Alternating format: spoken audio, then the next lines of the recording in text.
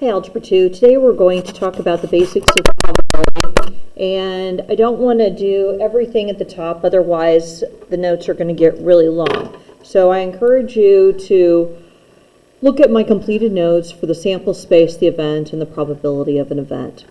So what we've been doing in the past is we've been basically computing how many outcomes can happen, but now we're going to start and we're going to do probability of an event. So for instance, if we were talking about rolling a die, so we know that there are 6 sides on a die, and there are numbers 1, 2, 3, 4, 5, and 6. And so if I said, what is the probability that you will roll a 4, that would be 1 out of 6. If I said, what is how many things can happen when you flip a coin? Well, there are 2 things that can happen. It can land on the heads, or it can land on the tails. Today I'm going to say, what's the probability that you flip a coin and you get heads? And you're going to say 1/2. So to answer this question, it says, given a standard die, what's the probability that you roll an even number? So the numbers are 2, 4, and 6. So there are 3 ways that you can get an even number out of the 6 possible. So the numerator is going to be how many ways can this happen, and the denominator is how many total ways can all the things happen. Jumping down section, it says determine the probability of selecting an employee if that employee is between 25 and 34 years old. All right, so we have 25. How about I look at the correct one? I mean 25 to 34. So there's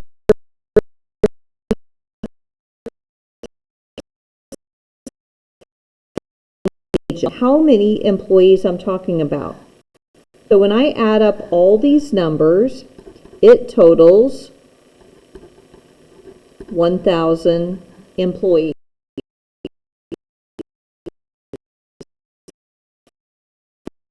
5 and 34 is 366 out of 1,000. So to get you prepared, a fraction, a decimal, or a percent. So I encourage you to practice using your calculator and take this number and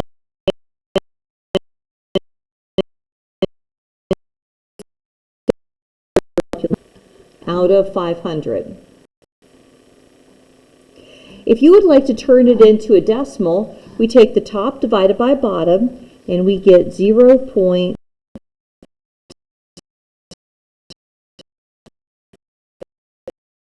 The answer as a percentage, and you have to remember to move the decimal 2 places to the right, and you would get 36.6%.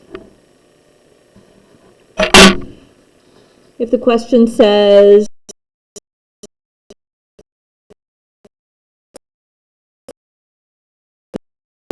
so 45 to 64 is 2 age groups, so we're going to have to add them together. 180 plus 125 out of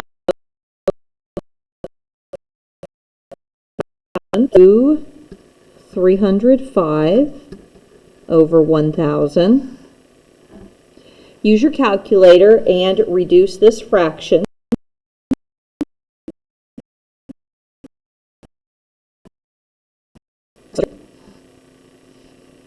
Add decimal, this is 0.305, and as a percent, move it 2 to the right, and you get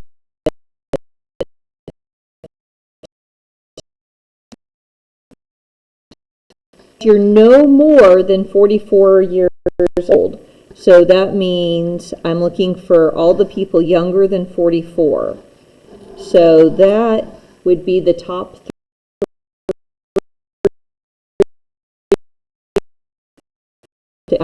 plus the 233. And then add those and keep reducing it and check the notes from there.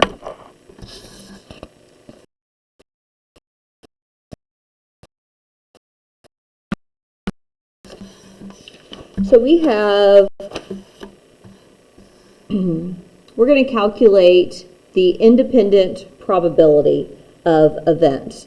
And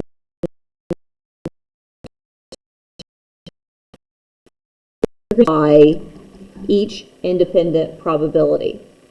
So this reads, what's the probability of flipping a coin and getting a tail, and then spinning the spinner, and it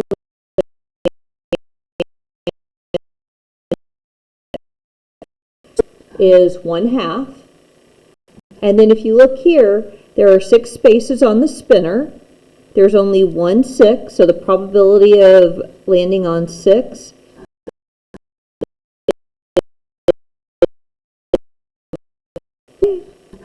and that would be 1/12. That is a good fully reduced answer. 4 says, we do that probability first, and then a number less than 4. So 1, 2, and 3 are all less than 4, so you can do that.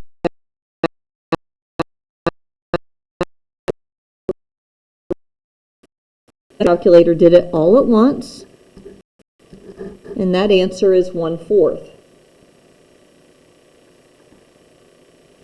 You could try 5 and 6 and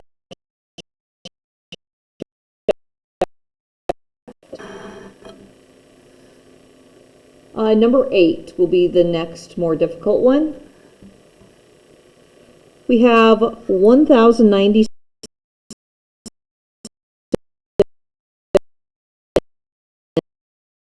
marbles will be selected randomly. If the probability that you draw a red marble is 5/8, how many red marbles are in the bag? This tells you the relationship between the number of red marbles and the total marbles in the bag. So we're going to end up setting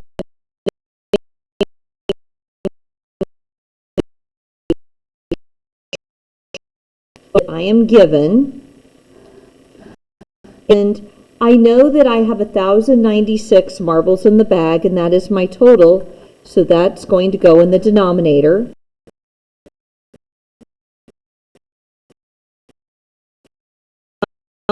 Variable. I have fraction equals fraction, so I'm going to cross multiply and solve. 8 times x is 8x. 5 times 1,096.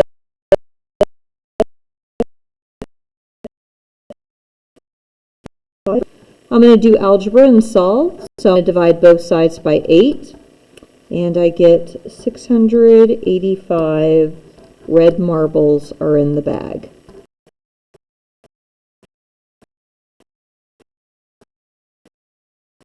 9 is another question I got from an SAT review.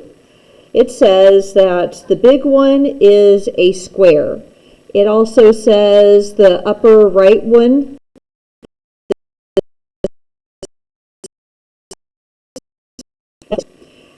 it goes on to say, what is the probability that a point in the shaded region is chosen?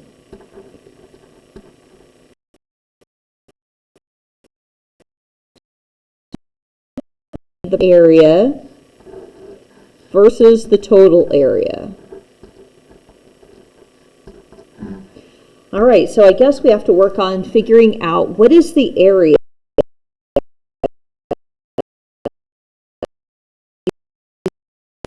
I started like this. If this is 6 units long, and you come down here, then this is also 6 units long.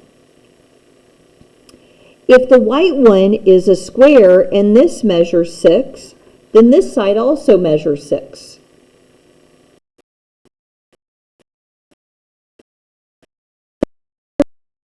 Able to cross, and that side would also be 4. it's a square, so therefore that bottom side is also 4. So what I end up with is a square that is 10 units by 10 units. You find area by length times width, so 10 times 10 equals 100. The goal is to figure out what is the likelihood that I land in the shaded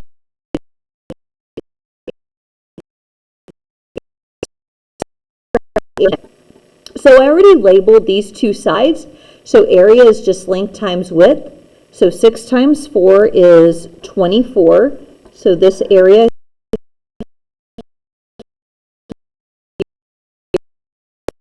if the right side is 6, that means the left side is 6. And if the bottom is 4, that means that top side is also 4. Area equals length times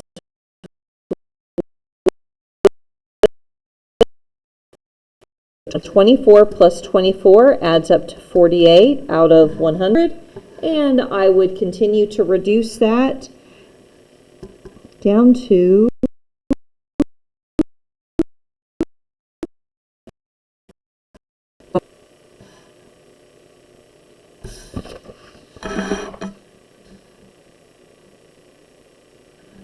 all right, the next one talks about some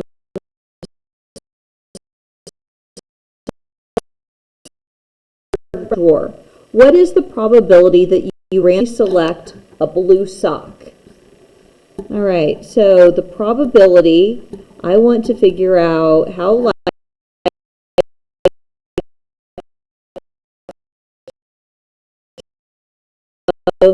so I see that there are 4 blue socks, and then when I add them up, there are a total of 12 socks in the drawer. 4 12s reduce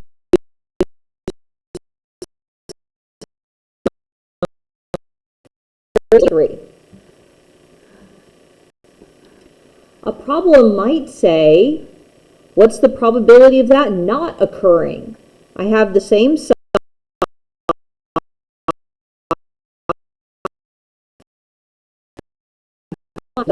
So there are 2 approaches to this.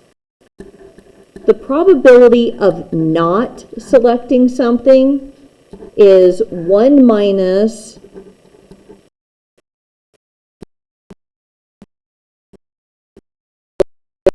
that is one approach. So we know the probability of it happening is 1/3. So if you use this philosophy, 1 minus 1/3 is 2/3.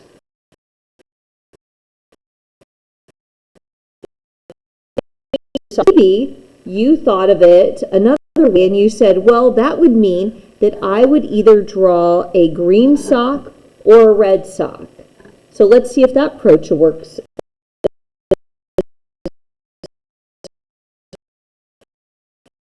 Green and red. So there are 6 green and 2 red. So there are 8 of those out of 12 total socks.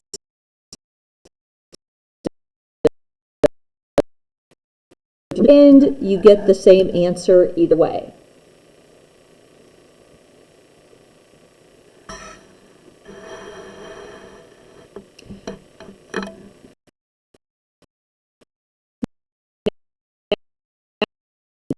Ability is when you draw perhaps a marble and you don't replace it. Dependent probability means that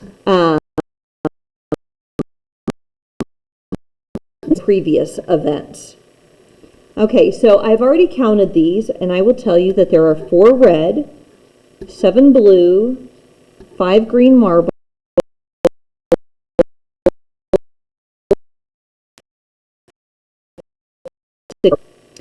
so suppose you draw marbles from these jars without replacement.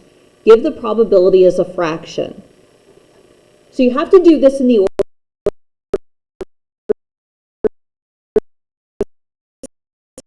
Green marble, and after you draw the red one, you will not put it back in the jar. So the probability I draw red is 4 out of 16.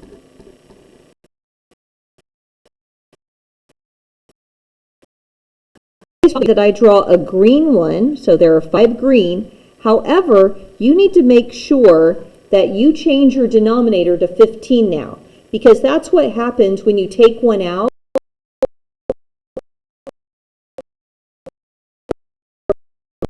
Calculator, and I got 1/12. The probability that I draw a red one. Okay, so I have 4 red in. I'm going to put it back. So when it says what's the probability that you draw a red again? So now there are only 3 in there, and now there are only 15.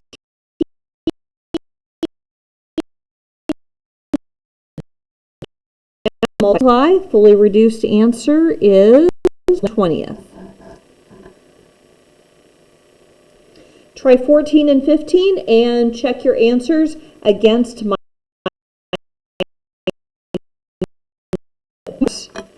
What I have come to learn is that students don't play cards quite like they used to. So I want to know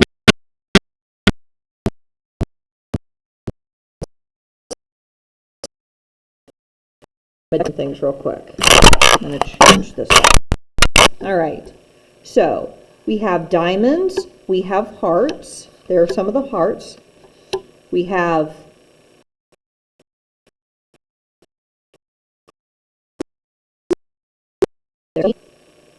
spades. See if I can get everything in the camera. There we go. All right. So this is what they look like. So you can see here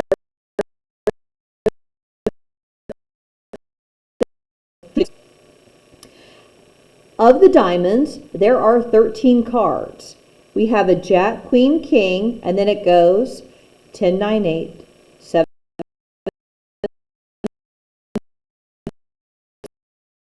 3 hearts. So we have 13 hearts, we have 13 clubs, and we have 13 spades. All right.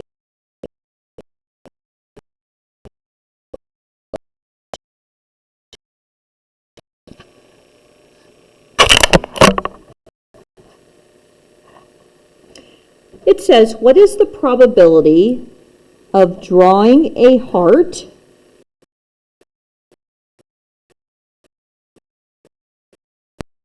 assume the cards are not replaced after being drawn? So we just went through this. There are 13 hearts.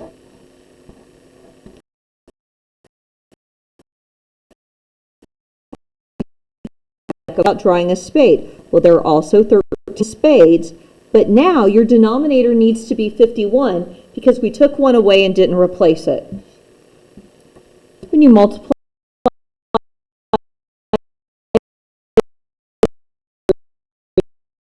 204.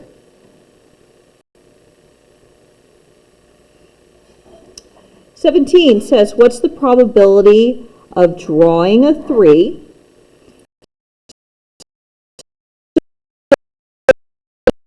There are 4 of them out of 52 cards.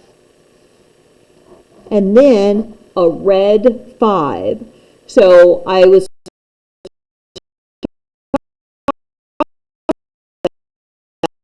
in the deck.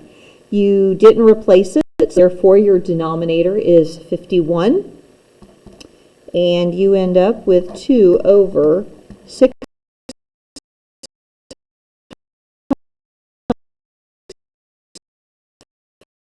Everything else, and I will see you. Thanks.